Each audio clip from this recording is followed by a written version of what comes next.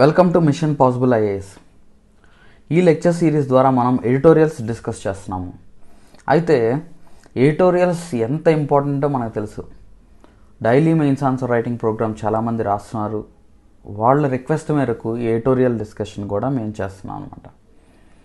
Editorials చాలా important కాబట్టి editorials చదవడం ద్వారా విషయ పరిజ్ఞానం ఇంకా పెరుగుతుంది కాబట్టి ఈ ఎడిటోరియల్ డిస్కషన్ వాళ్ళ రిక్వెస్ట్ మేరకు మీ ముందుకు తీసుకొస్తున్నాం. అయితే మీలో చాలామంది ఎడిటోరియల్స్ చదవాలని ఉంటుంది కానీ ఏదో ఒక రోజు స్కిప్ చేయడము, లేకపోతే ఇంపార్టెంట్ ఎడిటోరియల్స్ ఏంటి, ఈ ఎడిటోరియల్స్ నుంచి మెయిన్స్ ఆన్సర్ రైటింగ్కి ఎలా ప్రిపేర్ అవ్వాలి, ఇది చాలామందికి అవగాహన లేకపోవడం వల్ల మెయిన్స్ ఎగ్జామ్లో సక్సెస్ సాధించలేకపోతున్నారు. అండ్ మెయిన్స్ ఎగ్జామ్ సరిగ్గా రాయలేకపోతున్నారు, కనీసం ధైర్యం చేసి ఒక ఆన్సర్ రాయడానికి భయపడుతున్నారు అన్నమాట. సో మీకు ఈ ఫియర్ని పోగొట్టడానికే, అసలు మెయిన్స్ ఎగ్జామ్ అంటే ఈజీగా అవలీలగా రాయడానికే మీకు ఈ ప్రోగ్రామ్ని లాంచ్ చేయడం జరిగింది. సో అందులో భాగంగా ఈ ఎడిటోరియల్ డిస్కషన్ చేస్తున్నాం. ఇది మాత్రమే కాకుండా మన యాప్ కోర్స్లో మనం ఆల్రెడీ పబ్లిష్ చేసింది ఏంటంటే ఆగస్ట్ 1 నుంచి వీక్లీ ఎడిటోరియల్స్ మనం డిస్కస్ చేయబోతున్నాం. అంటే ఆగస్ట్ 1 వీక్ తీసుకుంటే ఆ వీక్లో ఉన్న ఎడిటోరియల్స్ అన్నీ కూడా డిస్కస్ చేయడం జరుగుతుంది. బై సాటర్డే అండ్ సండే మీకు ఈ వీడియోస్ అన్నీ అవైలబిలిటీలోకి వస్తాయి అన్నమాట. సో ఎడిటోరియల్స్ మనకు చాలా ఇంపార్టెంట్ కాబట్టి ఈ ఎడిటోరియల్లో మనం న్యూక్లియర్ వెపన్స్ అంటే అణు ప్రమాదం అంచున ప్రపంచం అనే ఎడిటోరియల్ మనం డిస్కస్ చేస్తున్నాం. సో ఇవి మాత్రమే కాకుండా మీరు యాప్లోకి వెళ్తే మీరు మిగతా ఎడిటోరియల్స్ కూడా మీరు చూస్తారు. పడగ విప్పిన ఫంగస్ వ్యాధులు, ఫంగస్ డిసీజెస్ అంటే ఏంటి, అవి ఎలా వస్తాయి, దాని ఇంపార్టెన్స్ ఏంటి, మెయిన్స్ ఎగ్జామ్లో ఎలా రాయాలి, ఇది మనకు తెలుసుకోవాలి. అండ్ జీవన హక్కు హామీ, ఇప్పుడు కోవిడ్ టైంలో చాలామంది జాబ్స్ కోల్పోతున్నారు. సో అటువంటి వాళ్ళకి జీవన హక్కు హామీ ఎలా మనం కల్పించాలి అనేది ఒక ఎడిటోరియల్ ఉంది. దాని గురించి కూడా డిస్కస్ చేయడం జరిగింది. సో మీరు ఈ డిస్క్రిప్షన్ బాక్స్లో మీకు ఈ కోర్స్ లింక్ కూడా మేము ప్రొవైడ్ చేయడం జరుగుతుంది. క్లిక్ చేయండి, ఆ కోర్స్లోకి వెళ్ళండి. అండ్ మీరు సీరియస్ ఆస్పిరెంట్స్ అయితే కనుక మీకు ఆ కోర్స్ చాలా బాగా ఉపయోగపడుతుంది. మీరు బిగినర్స్ అయితే ఇంకా బాగా ఉపయోగపడుతుంది. అదే మీరు సీరియస్గా ఎప్పటి నుంచో చదువుతూ ఉంటే మీరు ఏ ఎడిటోరియల్ చదవాలి, ఎలా చదవాలి, ఎలా మెయిన్స్కి ఆపాదించాలనేది మేము అక్కడ తెలియజేయడం జరుగుతుంది. యూటిలైజ్ చేసుకోండి. అణుప్రమాదం అంచున ప్రపంచం. సో ఈ ఆర్టికల్లో న్యూక్లియర్ వెపన్స్ థ్రెట్ గురించి చెప్పడం జరిగింది. ప్రపంచం ఏ స్థాయిలో ఉంది, ఎటువంటి ప్రమాదం పొంచి ఉందనేది న్యూక్లియర్ వెపన్స్ నుంచి, అణువాయుధాల నుంచి మనకి ఇక్కడ తెలుస్తుంది అనమాట. సో ఈ ఆర్టికల్ ఈరోజు రాయడానికి కారణం ఏంటంటే ఈ రోజున రెండో ప్రపంచ యుద్ధ సమయంలో అమెరికా ఆగస్టు 6న హిరోషిమా మీద న్యూక్లియర్ యాటమ్ బాంబ్ని ప్రయోగించిందనమాట. సో ఆ ప్రయోగించినప్పుడు 80,000 మంది ప్రాణాలు విడిచారనమాట.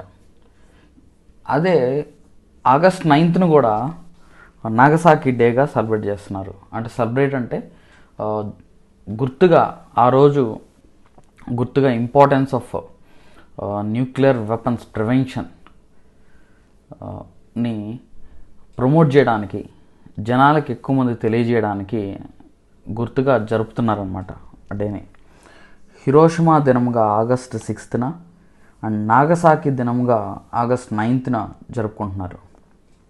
అయితే నాగసాకి మీద యాటమ్ బాంబ్ వేసినప్పుడు 65,000 మంది చనిపోయారు. హిరోషిమా అయితే 80,000 మంది చనిపోయారు. చనిపోవడం మాత్రమే కాదు, చాలామంది హ్యాండిక్యాప్డ్ అయ్యారు, ఫిజికల్లీ ఛాలెంజ్డ్. ఈ రేడియేషన్స్ ఎఫెక్ట్ పడి బ్రెయిన్ మీద, బాడీ మీద ఎఫెక్ట్ పడి తర్వాత వాళ్ళ పిల్లలకు కూడా జన్యులో మార్పు జరిగి వాళ్ళ పిల్లలు కూడా సఫర్ అయ్యారనమాట. ఇంకా ప్రపంచం ఇది ఇంకా మర్చిపోలేదన్నమాట ఈ ఎఫెక్ట్ ఏంటనేది.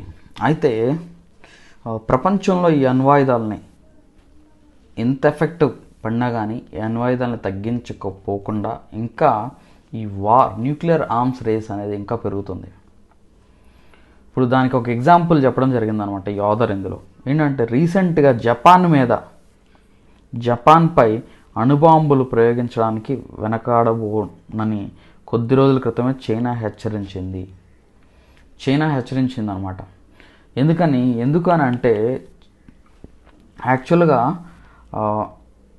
చైనా అండ్ తైవాన్ ఎప్పటికైనా ఈ తైవాన్ని తనలో కలుపుకోవాలని చైనా భావిస్తుంది. అది తైవాన్ అనేది సపరేట్గా ఉన్నా కానీ ఆ తైవాన్ అనేది చైనానే, అది కూడా చైనానే. That is not a Taiwan, that is not a separate country అని చైనా చెప్పుకుంటూ వస్తుంది. అయితే రీసెంట్గా జపాన్ ఏంటంటే ఈ తైవాన్కి సపోర్టివ్గా చైనాకి వ్యతిరేకంగా స్టేట్మెంట్స్ ఇవ్వడం వల్ల చైనా వార్నింగ్ ఇచ్చిందనమాట. మేము అణుబాంబులు కూడా వేసేస్తాము, అణుబాంబులతో అటాక్ చేస్తాము మిమ్మల్ని, ఇంకా జీవితంలో కోలుకోలేని పరిస్థితిలోకి మిమ్మల్ని తీసుకెళ్తామని చెప్పి జపాన్కి వార్నింగ్ ఇచ్చింది. This is about China. So ఇది ఎక్కడ? చైనా ఆన్లైన్ సైనిక వీడియో ఛానల్ పిగువా అనేది ఒకటి ఉంది. అదేంటంటే చైనా ఆన్లైన్ సైనిక వీడియో ఛానల్ అనమాట అది. ఓకే, అది హెచ్చరించింది. తర్వాత అది బయట ప్రపంచానికి తెలిసిన తర్వాత దాన్ని తీసేశారనుకోండి. అయితే చైనా ఏంటంటే ఫస్ట్ టైం 1964లో ఫస్ట్ టైం అణు పరీక్షలు జరిపింది. ఇది మాత్రమే కాకుండా ఇంకా పెంచుతుందన్నమాట. 250 భూగర్భ గోదాములు సైలోలను నిర్మిస్తుందన్నమాట. అది ఇటీవల అమెరికా శాస్త్రవేత్తలు హెచ్చరించారు. సో ఎలా తెలిసింది అని అంటే శాటిలైట్స్ ఇమేజెస్ని ఐడెంటిఫై చేసి డిఫరెంట్ ప్లేసెస్లో ఈ సైలోల్ ఉన్నాయని చెప్పి ఐడెంటిఫై చేశారు. ఈ 250 మొత్తం కూడా అణు పరీక్షల్ని, యాటమ్ బాంబ్స్, న్యూక్లియర్ వెపన్స్ని పరీక్ష చేయడానికే వాటిని బిల్డ్ చేశారని అమెరికన్ సైంటిస్ట్ చెప్తున్నారు అనమాట త్రూ శాటిలైటిక్ ఇమేజెస్. అయితే ఏంటంటే ఇటీవల రీసెంట్గా అమెరికా అధ్యక్షుడు జో బైడెన్, రష్యా అధినేత వ్లాదిమిర్ పుతిన్ వీళ్ళిద్దరూ కూడా ఒక మీటింగ్లో ఒక స్టేట్మెంట్ ఇచ్చారు, జాయింట్ స్టేట్మెంట్. అదేంటంటే అణు యుద్ధంలో విజేతలు ఎవరు ఉండరు, ఆ విలయ సాదృశ్య యుద్ధం ఎప్పటికీ జరగకుండా నివారించడం మనందరి కర్తవ్యం. సో ఇప్పుడు అటామిక్ వార్ కనుక జరిగిందంటే, న్యూక్లియర్ వార్స్ జరిగాయంటే అందులో ఎవరు గెలిచారు ఎవరు ఓడిపోయారు అనడానికి ఏముండదు. ఎందుకంటే సంపూర్ణ వినాశనం జరిగిద్ది అనమాట. ఎందుకంటే ఇప్పుడు ప్రపంచ దేశాల్లో మనం యునైటెడ్ స్టేట్స్ ఆఫ్ అమెరికా తీసుకోండి, ఒక 8 దేశాలకి ఈ అణు బాంబులు ఉన్నాయని అవే ప్రకటించుకున్నాయి. అవేంటంటే P5 కంట్రీస్. P5 కంట్రీస్ అంటే ఏమేమి వస్తున్నాయి మనకి? US, UK, China, France, Russia, ఇవి P5 కంట్రీస్ అని అంటారు. ఈ P5 కంట్రీస్ అన్నిటికి కూడా న్యూక్లియర్ బాంబ్స్ ఉన్నాయని ఈవెన్ UN సెక్యూరిటీ జనరల్ కూడా ఇది ఐడెంటిఫై చేసింది, రికగ్నైజ్ చేసింది అనమాట. ఇది మాత్రమే కాకుండా పాకిస్తాన్, ఇండియా, నార్త్ కొరియా ఇవేంటంటే దే ఆర్ non-NPT కంట్రీస్. అంటే న్యూక్లియర్ నాన్ ప్రొలిఫరేషన్ ట్రీటీ అనే ఒక ట్రీటీ ఉంది. దీంట్లో సభ్య దేశాలు 191 కంట్రీస్ ఉన్నాయన్నమాట. సో ఈ ట్రీటీని సైన్ చేసింది 191 కంట్రీస్ సైన్ చేశారు. ఇది 1970 నుంచి ఎఫెక్టివ్లోకి వచ్చింది. ఈ NPT నాన్ ప్రొలిఫరేషన్ ట్రీటీ అనే ట్రీటీ ఏంటంటే ఈ 5 దేశాలు తప్ప మిగతా ఏ దేశాలు కూడా ఈ న్యూక్లియర్ ఎన్రిచ్మెంట్ కానీ, యాటమ్ బాంబ్స్ కానీ, న్యూక్లియర్ వెపన్స్ కానీ తయారు చేసుకోకూడదు అని రెస్ట్రిక్షన్స్ పెట్టింది. అందుకని ఇది వన్ సైడెడ్గా ఉందని చెప్పి మనం ఇండియా దానికి సిగ్నేటరీ కాదు. అండ్ మనం కూడా అణు పరీక్షలు చేసాము. సో ఈ Pakistan, India and north Korea, ఇది మాత్రమే కాకుండా ఇజ్రాయెల్ కూడా ఈ న్యూక్లియర్ బాంబ్స్ ఉన్నాయని చెప్పేసి ఒక అంచనా అనమాట. అది ఎప్పుడూ ప్రయోగించలేదు, బయటికి చెప్పలేదు, కానీ న్యూక్లియర్ బాంబ్స్ ఒక దగ్గర 100 వరకు ఉన్నాయని ఒక అంచనా ఉంది. సో ఇది మాత్రమే కాకుండా ఇప్పుడు రీసెంట్గా ఈ జపాన్ కూడా దాని ఎఫెక్ట్ అంటే ఈ న్యూక్లియర్ బాంబ్స్ ఎఫెక్ట్ అది ప్రపంచంలో ఏ దేశం చూడనంతగా అది చూసింది. కాబట్టి ప్రపంచంలో ఎక్కడ కూడా న్యూక్లియర్ బాంబ్స్ అంతగా వాడలేదు, ఎక్కడ కూడా వాడలేదు అసలు. కానీ ఈ జపాన్ మీద ప్రయోగించేసరికి ఎప్పటికి కూడా మేము న్యూక్లియర్ బాంబ్స్ ఎక్వైర్ చేసుకోము, న్యూక్లియర్ బాంబ్స్ డెవలప్ చేసుకోమని ప్రకటించింది. అయితే ఇప్పుడు అది ఎప్పుడైతే చైనా వార్నింగ్ ఇచ్చిందో it want to change its policy. ఎందుకనంటే న్యూక్లియర్ వెపన్స్ డిటరెన్స్గా పనిచేస్తున్నాయి. డిటరెన్స్గా అంటే ఏంటి, మన మీద ఎవరైనా ఫుల్ లెంత్ వార్ చేయకుండా ఉండడానికి ఈ న్యూక్లియర్ వెపన్స్ పనిచేస్తాయి.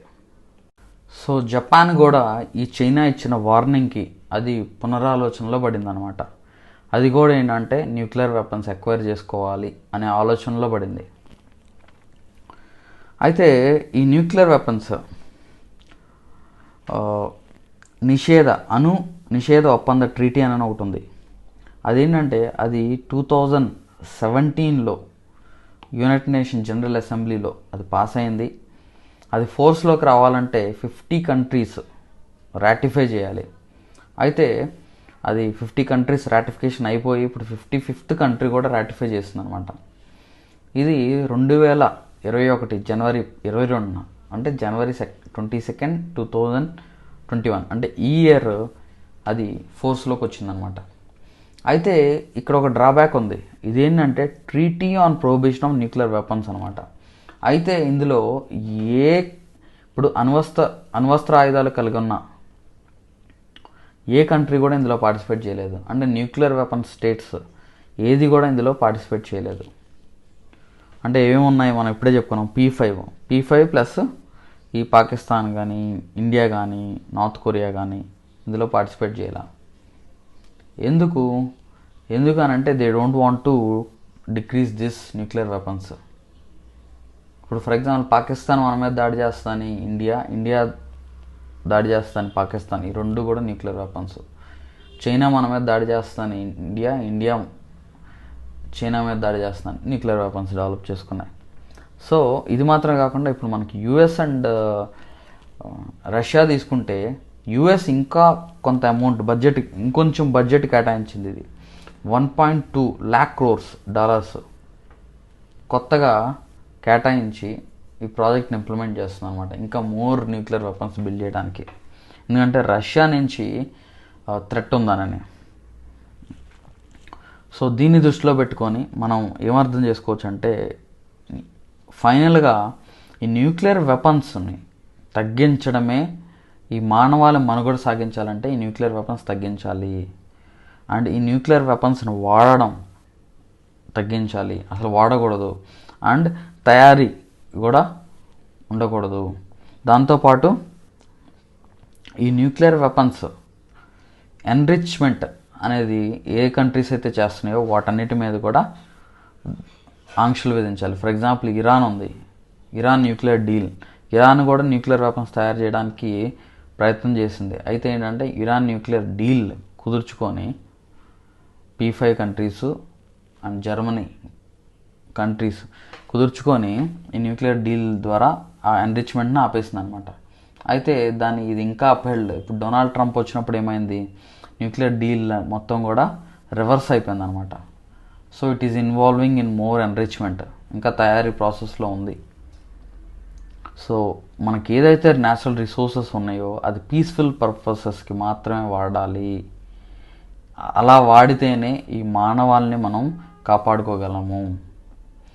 So nuclear weapons complete deterrence మాత్రమే ఉపయోగించాలి. అంటే ఇప్పుడు ఎవరైనా దాడి చేస్తే తప్ప దాన్ని ఉపయోగించుకోకూడదు. ఎవరి మీద భయపెట్టడానికి, ఫర్ ఎగ్జాంపుల్ మన చైనా స్టేట్మెంట్స్ ఇచ్చినట్టుగా మనదేంటి నో ఫస్ట్ యూజ్ పాలసీ మన ఇండియాది.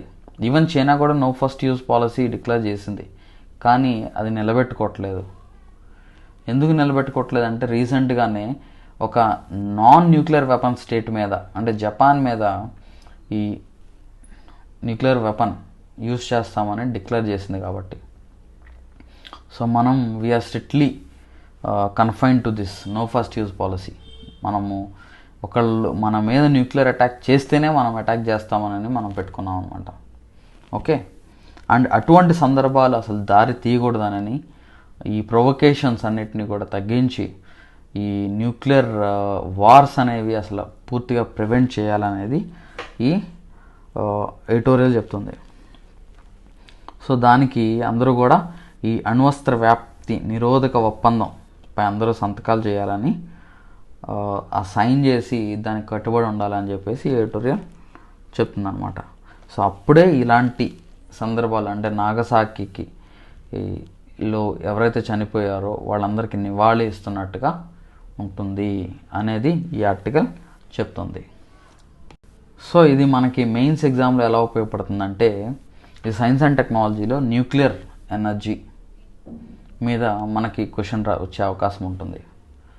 Nuclear weapons scientific part and ఇది పొలిటికల్ పార్ట్, ఇంటర్నేషనల్ పార్ట్ కూడా ఉంది. కాబట్టి ఇందులో మనకు ఒక ఎస్సే రూపంలో కానీ లేకపోతే ఒక సైంటిఫిక్ అనాలిసిస్ అంటే ఈ న్యూక్లియర్ వెపన్స్ ఎలా తయారు చేస్తారు, లేకపోతే nuclear energy for producing energy ఎలా అనేది క్వశ్చన్స్ అడిగే అవకాశం ఉంది.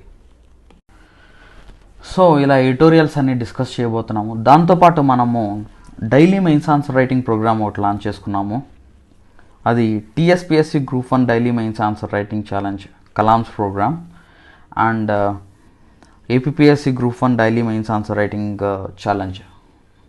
So under Kalams programme we are providing daily 2 questions, రోజు 2 క్వశ్చన్స్ ఇవ్వడం జరుగుతుంది. ఈ 2 క్వశ్చన్స్కి మీరు ఆన్సర్స్ రాసి పంపిస్తే రివ్యూస్ ఇవ్వడం జరుగుతుంది. చాలామంది స్టూడెంట్స్ రాస్తున్నారు, మీరు కూడా యూటిలైజ్ చేసుకోండి.